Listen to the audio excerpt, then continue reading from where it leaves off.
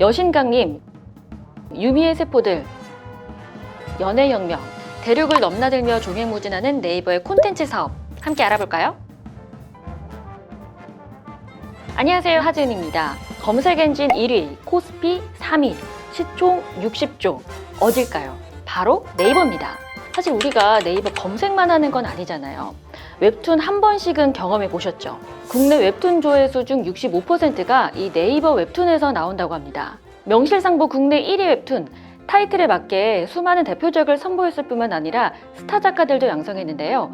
야옹이 작가, 조석, 김풍, 주호민 같은 스타 작가들 여러분 다들 아시죠? 이 콘텐츠가 네이버 전체 매출에서 차지하는 비중이 9% 정도라고 합니다. 아직까지는 그렇게 큰 비중은 아니지만 신사업인 이 콘텐츠 산업을 네이버가 아주 열심히 키우고 있습니다.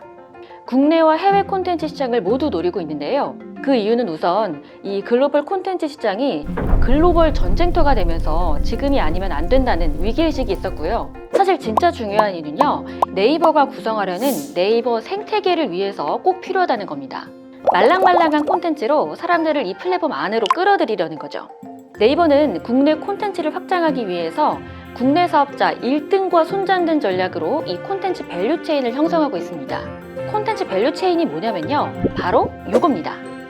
콘텐츠 시장에서는 오리지널 IP, 드라마와 영화, 그리고 OTT 서비스까지 밸류 체인을 형성하면서 높은 부가가치를 창출할 수 있습니다. 네이버는 웹툰을 기반으로 오리지널 IP를 보유한 콘텐츠 홀더로서의 경쟁력은 높지만 이걸 활용해서 부가가치를 창출하는 데는 약간 한계가 있다는 지적도 있습니다. 네이버 웹툰 자회사로 스튜디오 앤 플레이리스트 등이 있지만 영화, 드라마 직접 제작에는 적극적으로 나서지는 않고 제작하더라도 대체로 웹드라마에 한정돼 있어요. 그러니까 네이버는 콘텐츠 홀더로서의 입지는 굳히면서 동시에 영상 콘텐츠 제작과 OTT 서비스까지 경쟁력을 확보해야 하는데요. 주목! 여기서 바로 네이버의 동맹 전략이 드러납니다.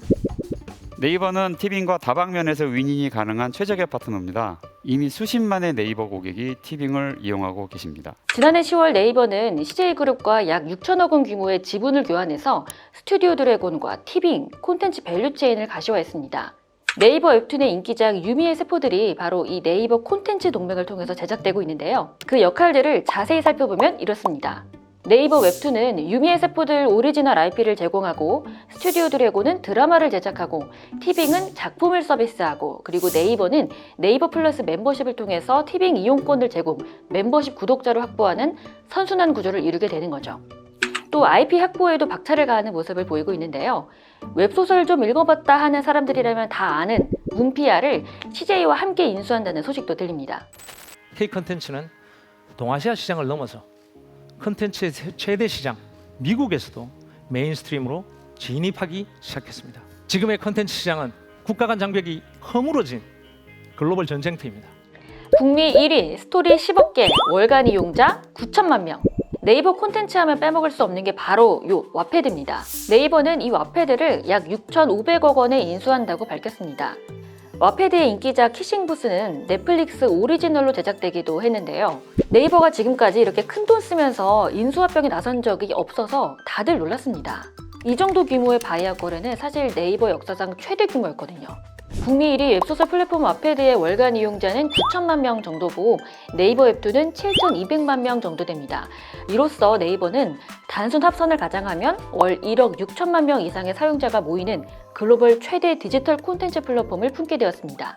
1등이랑 손잡는다는 네이버의 전략이 여기서도 나오는데요. 그리고 국내에만 한정된 콘텐츠 밸류 체인을 해외까지 확장해서 글로벌 창작 생태계를 구축하기 위한 기반을 마련하게 되었습니다. 왓패드가 보유한 10억 개 이상의 글로벌 IP를 기반으로 올 하반기에만 90개 이상의 영상화 프로젝트를 진행한다고 밝히기도 했는데요. 글로벌 영상화 사업을 진행하는 왓패드 웹툰 스튜디오를 설립해서 약 1,000억 원을 투자할 계획이라고 합니다. 네이버 웹툰은 웹툰의 영상화를 위해 국내외 영상 스튜디오 3곳과 파트너십을 맺었는데요. 원작 웹툰과 영화 제작을 연결하는 스튜디오 N과의 시너지도 기대해 볼 수 있겠네요. 또 한국 웹툰을 영어, 프랑스어, 독일어와 같은 언어로 번역해서 190개국에 서비스하는 태피툰의 운영사 콘텐츠 퍼스트에도 투자를 했는데 이 태피툰은 미국 2위 웹툰 플랫폼이라고 합니다. 지난 4월에 열린 네이버 컨퍼런스 콜에서 한성숙 네이버 대표는 글로벌 콘텐츠 확장 계획을 밝혔는데요. 와패드의 인수 절차는 5월 완료 목표로 통합 이후 시너지 창출을 위해 웹툰과의 연계 사업 모델 구축을 시작했습니다. 와패드에 웹툰에서 검증된 수익 모델을 이식하여 세계 최대의 글로벌 창작 생태계를 만들어가겠습니다. 또 박상진 CFO는 블룸버그와의 인터뷰에서 네이버 웹툰의 미국 상장 가능성을 언급하기도 했습니다. 이런 행보는 콘텐츠를 기반으로 해외로 확장하려는 움직임으로도 해석이 되는데요. 최근 네이버는 콘텐츠뿐만 아니라 쇼핑, 금융, 유통까지 종횡무진하면서 덩치를 키우고 있습니다. 금융에서는 미래에셋증권, 물류에서는 CJ대한통운, 또 유통에서는 신세계와 함께 손을 잡고 사업을 확장하고 있는데요. 우리 생활과 밀접한 이 모든 분야를 종횡무진하는 네이버의 행보를 보면 어딘가 떠오르는 곳이 하나 있습니다. 바로 아마존인데요. 아마존은 유통, 약국, 음악, 콘텐츠 서비스 등 일상생활 전반에 걸쳐서 한번 들어가면 나오기 힘든 아마존 생태계를 조성해서 소비자를 그 안에 꽉 묶어두었습니다. 아마존은 최근에 007, 로키, 매드맥스 등의 판권을 보유한 할리우드 영화 제작사 MGM을 9조 원에 인수했다고 하는데요. 이커머스를 주력으로 성장한 아마존이 왜 9조 원이나 들여서 콘텐츠 기업을 사들였을까요? 플랫폼 기업이 구독자를 확보하고 규모를 확장하는 데 있어서 콘텐츠가 큰 역할을 하는 게 아닌가 하는 생각이 듭니다. 아마존까지 콘텐츠 사업에 전투적으로 뛰어들고 있는 모습을 보니까 플랫폼 기업들이 재밌고 말랑말랑한 콘텐츠로 소비자들을 그 생태계 안으로 끌어들이려고 하는 것 같아요. 네이버가 최근에 이 산업에서 큰 행보를 보이고 있는 것도 같은 맥락으로 해석됩니다. 지난해 공정위는 일명 플랫폼 공정화법 제정안을 입법 예고했는데요. 날이 갈수록 비대해지는 네이버, 카카오, 쿠팡과 같은 플랫폼 기업을 겨냥한 법안이란 시각이 지배적이에요. 업계에서는 네이버가 이런 규제 법안에 약간 민감하다고 보는 의견이 있는데요. 동맹 전략을 내세우는 것도 사실 이쪽 저쪽 눈치 보느라 그런 게 아니냐는 얘기도 있습니다. 카카오의 차이점이기도 한데요.